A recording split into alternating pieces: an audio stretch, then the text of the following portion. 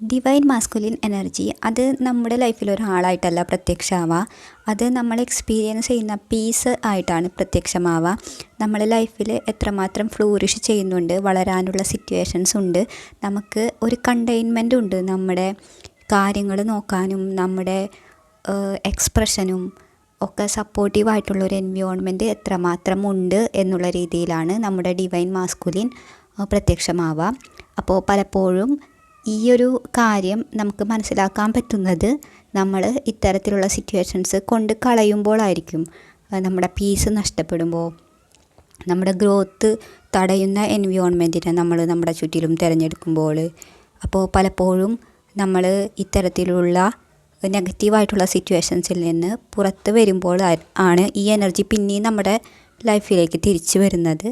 അത് ഒരു പീസായിട്ടും നമ്മുടെ ഗ്രോത്തിനെ സഹായിക്കുന്ന ഒരു എൻവയോൺമെൻറ്റായിട്ടും നമ്മുടെ സപ്പോർട്ടീവ് മൈൻഡ് സെറ്റായിട്ടൊക്കെയാണ് തിരിച്ചു വരിക. അപ്പോൾ ഇത്തരത്തിൽ എനർജിയാണ് ആദ്യം മാനിഫെസ്റ്റ് ആവുക. അത് നമ്മൾ അതിലിരിക്കുമ്പോൾ അറിയില്ല എന്നുള്ളതാണ്.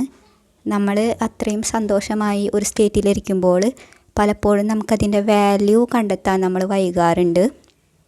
നിങ്ങൾക്ക് സന്തോഷവും സമാധാനവും ഉള്ള ഈ ഒരു സ്റ്റേറ്റ് പലപ്പോഴും നഷ്ടപ്പെടുമ്പോഴായിരിക്കും നമ്മളതിൻ്റെ വാല്യൂ മനസ്സിലാക്കുക. അത്തരത്തിലൊരു എനർജി നമ്മളെ ബാക്ക് ചെയ്യാനായിട്ട് ഉണ്ടായിരുന്നു എന്നുള്ളൊരു കാര്യം നമ്മൾ മനസ്സിലാക്കുക.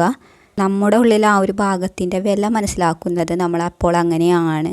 ഡിവൈൻ മാസ്കുലിൻ എന്നൊരു കൺസെപ്റ്റിൻ്റെ ബാക്ക് ചെയ്യാൻ പറ്റുന്ന ഒരാളെ നമ്മൾ കണ്ടെത്താൻ പറ്റിയിട്ടില്ലെങ്കിലും തൽക്കാലത്തിന് നമ്മുടെ സിറ്റുവേഷൻസ് അതിന് സപ്പോർട്ടീവ് അല്ലെങ്കിലും നമ്മുടെ ലൈഫിലേക്ക് നമുക്ക് അവൈലബിൾ ആയിട്ടുള്ള ആ ഒരു എനർജി നമുക്ക് തരുന്ന ആ ഒരു സപ്പോർട്ട് എന്നുള്ളത് വളരെ വലുതാണ്.